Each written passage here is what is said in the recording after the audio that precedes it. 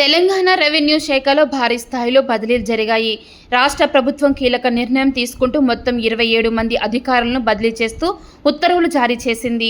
పరిపాలన సఫల్యాన్ని దృష్టిలో ఉంచుకుని ఈ మార్పులు చేపట్టినట్లు తెలిపింది. రాష్ట్ర వ్యాప్తంగా వివిధ జిల్లాల్లో విధులు నిర్వహిస్తున్న అదనపు కలెక్టర్లు, స్పెషల్ గ్రేడ్ డిప్యూటీ కలెక్టర్లు ఈ బదిలీలో భాగంగా మార్చింది. బి హరిసింగ్ను సూర్యాపేట అదనపు కలెక్టర్గా, డి రాజలక్ష్మిని పెద్దపల్లి అదనపు కలెక్టర్గా నియమించింది. అదేవిధంగా సంగారెడ్డి అదనపు కలెక్టర్గా ఆర్డి మాధవిని, నల్గొండ INCAD స్పెషల్ కలెక్టర్గా బదిలీ చేసింది.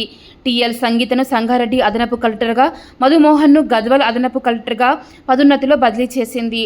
నిజామాబాద్ DROగా బి గీత, భద్రాద్రి కొత్తగూడెం DROగా ఎస్ పద్మావతి, ఆదిలాబాద్ DROగా బి శ్రవంతి నియమితులయ్యారు. RDO పోస్టుల్లో కూడా బదిలీలు జరిగాయి. ఎస్ రాజేందర్ రెడ్డి సిరిసిల్ల RDOగా, ఎం షర్మిల ఉట్నూర్ RDOగా, ఎం విజయకుమారి బోధన్ RDOగా నియమితులయ్యారు. ఎస్ రమణారెడ్డి మిర్యాలగూడ RDOగా బదిలీ అయ్యారు.